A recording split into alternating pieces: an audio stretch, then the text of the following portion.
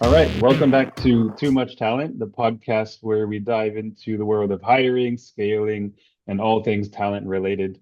I'm Matt, co-founder of Finlay, and today we're talking about something that impacts every product, every experience, and to be honest, our sanity when things don't work out as they should. And I'm not sporting my usual hoodie today because we're going to be talking about design. So I thought a nice sweater was a little bit more appropriate. We got a special guest today, Martina, our very own UX designer at Finlay. She's the mastermind behind making our product not just functional, but also actually enjoyable to use. Imagine that, recruiters enjoying using a tool for hiring. So we'll talk about what makes great UX, UX in the age of AI, and some of the weirdest design trends she's seen. So whether you're a founder, recruiter, or just someone who's ever screamed at a bad website, this one's for you. Let's get into it. Welcome, Martina. Thanks for being here. Um, Thank you, Matt, per- for inviting yeah, me. of course. Super happy to have you, and curious how you feel being the first non-Finlay founder to join the podcast. Very honored and very excited. This is actually first time for me doing a podcast, so let's No see how it way. goes. This is my fourth time. The fourth Uh, time's the charm. exactly, best one. So something else before we actually get into UX. I didn't know this until we talked about recording this podcast together, and I looked deeper into your experience. That you actually did have some experience in recruitment before at Dell. So I'm curious what that was like, and if there's anything like that you did there that helps you today in your role with us at Finlay. True. I had a short recruiting experience in an internship at Dell, and also a little bit of experience in my previous role in Itera. So I would say it helps me contextualize the product a little bit more, in a way that sometimes I might not understand the clear differences between a hiring manager and a recruitment lead, but I have the guys to help me with that. But at least I can imagine what the biggest pain points and frustrations of a recruiter might be. Nice. That's cool. And is it like a totally different universe having done that at Dell versus a small nine-person startup at Finlay? Well, I would say yes, because yes and no. In a way, we want to automate a huge part of the process. So we want to make it easier for everybody. And I think that's what Dell is trying to do as well. They're trying to fill these positions as fast as possible. Um, but in a way, it's different because a lot of these processes at bigger companies might sometimes feel rigid. Mm, Um, and here it is very agile. Since our 9-person team, I get a lot of feedback every week, which I can implement, and the guys can see the difference every week. So yeah. Cool. it's very different. Nice to hear. So let's get into the more design questions then, right? So first of all, how did you get into UX design and when did you realize you were passionate about AI within design? Yeah, so I think first time I realized I might be doing something UX related was when I was assessing my strengths and weaknesses and trying to pick a career. And I was like, I'm a really, or aspiring to be a really organized person. And at the same time, I'm trying to be empathetic. So I think these are two of my biggest strengths coming into choosing a career. And in UX, you're actually able to join that with thinking about possible user needs, thinking about possible user pain points. And I'm really good at overthinking, which is one of my weaknesses, I would say. But in UX, I can combine those into one asset and actually utilize that for my work. Mm, So that's when I decided UX would be the path. And working with I think that would be my last work at Prometheus. So we were working on designing AI agents and AI companions, and I met there with a lot of talented people and a lot of psychologists, and I got really excited about how we can actually craft the experience for optimizing. nice. Shout out to Prometist, one of our clients. Happy clients, I hope. Um, and what would you say is the most exciting thing about designing for AI powered tools specifically? Uh, I would say learning, constantly learning. So the thing is, like we have, as humans, we have some mental models about how the world works, and we have some structures where we how we utilize those mental models. And when we are designing AI or when we are designing a tool that is going to utilize AI, we are actually using AI in this process to learn more about how it works.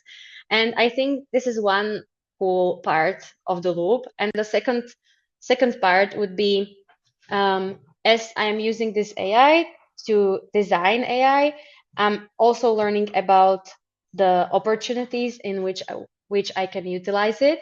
And I realized that the opportunities are kind of limitless, but they have limits. And like it actually is teaching me how I can amend my own thinking to utilize it better. So it's like a two-way feedback loop. And I think it's kind of never ending. And I'm just discovering these opportunities here at Finlay, working with my colleague Karen in AI. Oh, I like the shout out to Karen as well. And I really love that thought of amending our own way of thinking while developing this. That's a powerful statement. Can you share with us one design challenge you faced while working with AI? Yeah, so mentioning Karen before, we had a meeting actually about this, and we were working on AI agent messaging. So, what we are trying to do is to be able to reach out to candidates immediately after we search them out and match them to a job. And I was speaking to Karen about like putting in additional sentiment to those messages because having that experience from recruitment, I remember it was very important to personalize those messages or at least make them feel like they're personalized. So making templates that feel like fit the actual candidate. So this is the framework or the mental model that I was coming into the conversation with. And I was like, wait, maybe we should put a user step for the users to be able to put this sentiment about the message in. And Karen was like, no, we don't actually have to do that. The AI does it itself. It personalizes the message and it draws all the important information from the profile. And from that information, it actually personalizes it. And I was like, wait, but it will be the same message, but with for 50 different candidates. And she was like, no, it generates 50 different ones. And I was like, what? No, that's super powerful though, right? Because yeah, sending that same template with like, brackets to say enter personalized information here feels so fake, I think, right? But if AI is actually personalizing based on somebody's profile, it honestly is better. Yeah. So sometimes AI can be better than humans. And our co-founder Uri was the first one to say when we first tested our messaging that, wow, this is better than the messages I send. Mm. Cool to So be able to admit yeah, yeah, your shortcomings. he's a humble man. So I guess next question is related to Finlay's vision to create a world where everyone has an opportunity. How does UX at Finlay reflect that vision? Well, I would say to the tiniest detail, and I mean it in a way that I think the team, like the other parts of the team, are really good at trying to point out opportunities where we can reflect this. Specifically, I was presenting a wireframe, I think it was 2 weeks ago, 2 weeks ago, not 2 weeks ago, to our CTO. And I was mentioning an important user action to be able to view job metrics on candidate profiles. And he was referencing a past experience from his job. And he said it can actually be very misleading to try to put people in these predefined boxes that we have about them and to try to quantify something that is actually not quantifiable. Like there can be matches of people who are 60% matching to the job that we are trying to find people for, but there's this unidentified between the lines nuance that we are not able to find out. And if we want to match these candidates to predefined categories, we'll be actually biased and we'll be actually excluding candidates who might be better for the job. Mm, So nice. it's just about That's being mindful. yeah, yeah, love that. Getting a little bit high level here. If AI could magically solve one UX problem forever, what would you choose?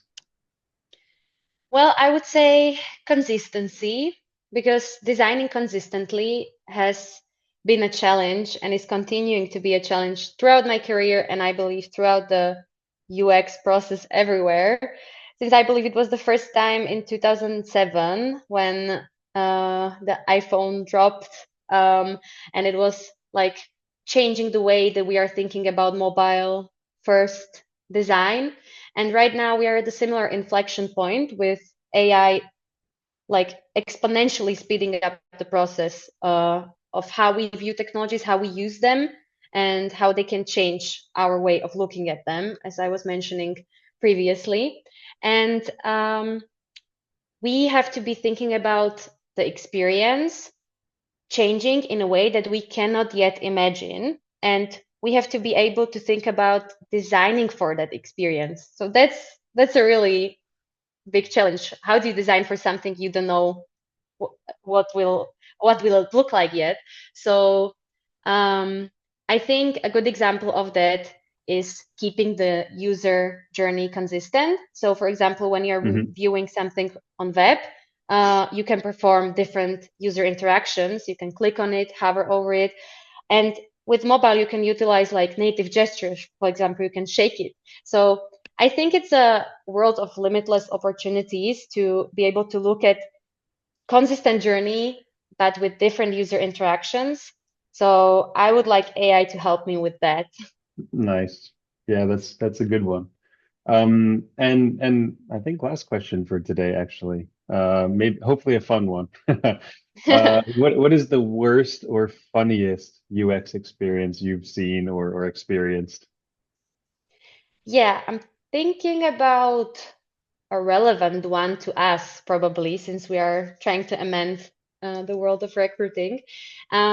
So, probably you're familiar with it as well, and a lot of us are. Is we usually, when we are looking for a new job, spend days to weeks like perfecting and fine-tuning our CV so it gets us the best job possible. And when we do that, we don't want to face the challenge of having to do it again. So there's this platform, Workday, where you have to apply for a job, you submit your CV, and even though you do that, after that you have to go through the tiring process of like filling out every input field about your education experience, and I think that's the biggest uh, I, user I experience like pain point. oh, I'm getting physically sick thinking about it. I thought that was I can something imagine. that died in the early 2000s, but I heard recently that's still around. So I wanted to share an example of my own, but I don't think I can top that one. So uh, let's just wrap up, right? So again, thanks so much for being on the Too Much Talent podcast, Martina. It's been a lot of fun talking with you. Um, Thank you so yeah, much. of course. So if you like this episode, follow us on LinkedIn, and of course, as always, if you're hiring, get in touch. Catch you next time.